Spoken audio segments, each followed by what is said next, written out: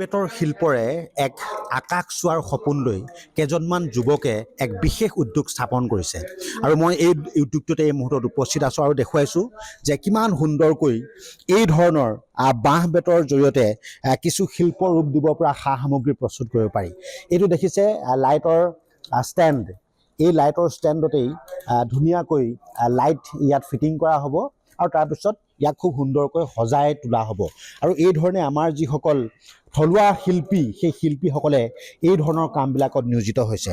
আৰু মই যদি আগবাঢ়ি আহোঁ আগবাঢ়ি আহি এই সা সামগ্ৰীবিলাক দেখুৱাওঁ, দেখিলেই অনুভৱ কৰিব যে সঁচাকৈ অনন্যতাৰে যেন এই বাঁহ বেতবিলাকে এটা নিজস্ব ৰূপ পাইছে, সেই কথাটো কিন্তু খুব গুৰুত্বপূৰ্ণ।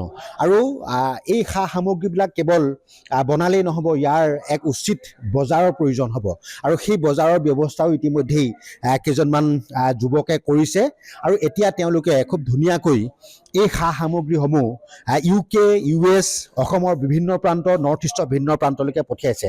আমি আগতে যদি মাহত ধৰক 10টা চিট বিকিছিলোঁ, এতিয়া আমাৰ এনেকুৱা হৈছে যে আমি দিব পৰা নাই। ৰাইজে আমি ইমানে ফোন কৰে যে আমি কওঁ যে আমি টাইম ল'ব লগা হৈছে। তো যিহেতু চাবলৈ গ'লে মানুহে এই বস্তুবোৰৰ প্ৰতি বুজি পাইছে যে বস্তুটো আচলতে কি। এতিয়া মানুহেতো যেনেধৰণে আপোনাৰ লোহাৰ, ষ্টীল এইবিলাকতো আজিকালি ব্যৱহৃত একদম স্বাস্থ্যৰ কাৰণেও বেয়া।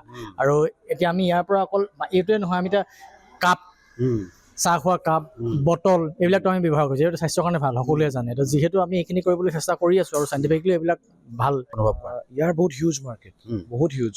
আমি মানে বিয়ণ্ড ইমেজিনেশ্যন।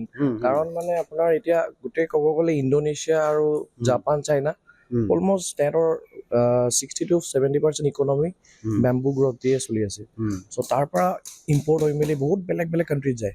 চ' আমি যদি সেই ইম্পৰ্ট চেইনটো আমিও যদি মানে ধৰিব পাৰোঁ, ক্ষমতাটো যদি আমাৰ আহি যায়, তেতিয়াতো আমাৰ বহুত ডেভেলপিং মানে কাণ্ট্ৰি হিচাপে মানে অলপ হ'লেও মানে সেই সহযোগ এটা মানে এড অন হ'ব আৰু মানে য়েছ।